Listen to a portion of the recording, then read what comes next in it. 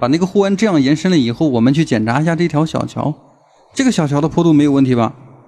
就是這個紅綠燈需要先暫時取消一下啊。這個工業區的路口現在不能讓它堵車，我們要以效率為主要的目的。那麼做機場的話，這裡還必須得平整一下地形啊。本来這個自然的地形呢是大家比較喜歡的，但是機場是沒有辦法的，必須得平整了。這裡的起點怎麼回事啊？把它升高一下。OK， 我是一個剃頭匠，剃頭真漂亮啊。然後下一步我們就需要砍树了，好像也不需要砍树啊。比如說我们现在打開這個貨運機場的選項，放置一下貨運機場的這個航站樓，它好像不叫航站樓。這樣放置了以後，大哥好像沒有地方去畫跑道了。看一下，試試旋轉一下怎麼樣？來，我們把它旋轉到這個位置啊，然後跑道可以畫在它的左邊，是吧？內部道路還可以讓它在這兒掉頭。然後我們先用一條車道把它給連接一下。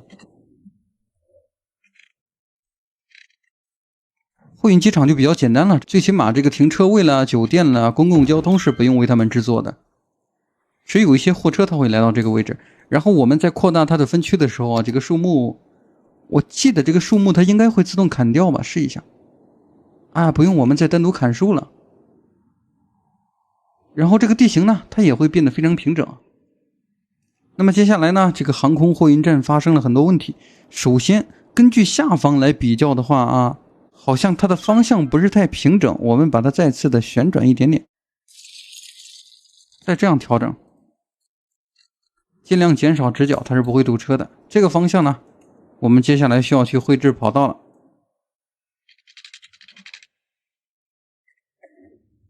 OK， 這是一條起飛的跑道，然後我們試一下旁邊的滑行道還可以放得下來嗎？從這個位置先設置一個出口，然後這個距離需要稍微遠一點點，檢查一下。一會兒高度的問題啊，河堤高度的問題我慢慢去調整。OK， 然後我們再繪制一下第二條跑道啊。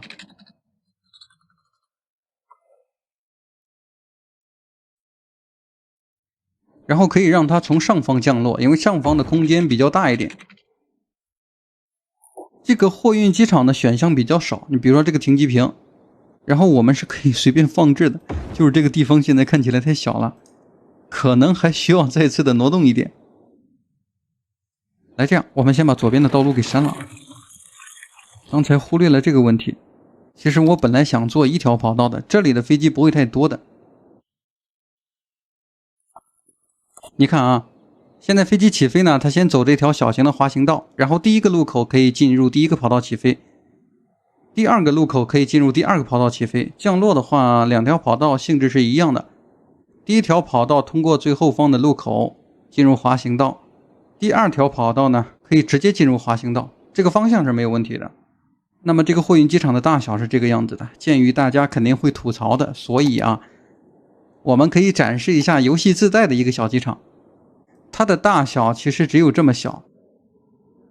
為什麼我要這樣比較呢？因為每次做機場評論區都會被吐槽的，基本上已經習慣了。這樣啊，我們把遊戲繼續之前這條道路沒有連接啊，剛才把這個道路給調整了。哎，我去，現在去連接的話，它的水電也需要連接。然後電的話，我們想一下啊，我們在這個大樓旁邊呢，先加一個小型的太陽能板。OK， 2個夠用了啊。加好了以後，這條道路呢，我們接下來得需要掏隧道了。不掏隧道的話，沒有辦法和对面去連接。在這兒架天橋好像不太合理。從這個位置讓它提前進入到隧道狀態。哎，我去，我強制了一個地面，不對。差不多是這樣一個方向吧，沒有問題就可以。這個機場已經可以正常運營了。然後我們看一下這個貨運機場，它應該是不需要裝飾的，我記得貨運機場建的不太多。再需要把它中間的這個水泥地給補上。這個飛機旁邊不能有草地啊，那麼這個水泥地就不是美觀的問題了。要對這個飛機降落呢起到一定的安全保護。這個塔台是一個資產啊，在貨運機場，它其實是不需要塔台的，它飞機可以正常運營。我們就只依靠遊戲本體的話，它看起來有點太空了。然後在機場的邊緣，我們可以放一些客機的資產。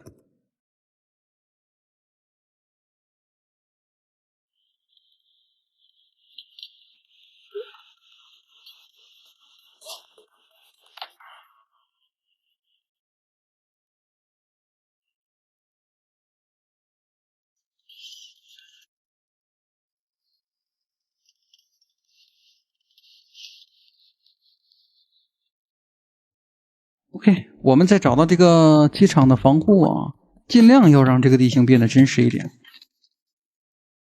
啊，但只能說盡量，它畢竟是個遊戲，是吧？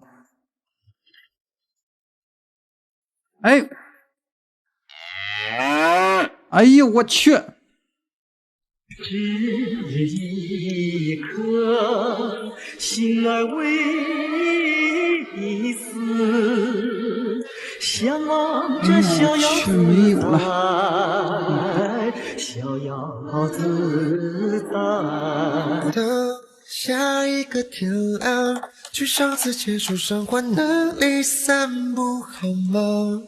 有些積雪會自己融化，你的肩膀是我豁達的天堂。等下一個天亮，把偷拍我看海的照片送我好嗎？我喜歡我飛舞的頭髮和飄着雨還是眺望的陽光。我去 ，OK， 這個機場大概就這個樣子吧。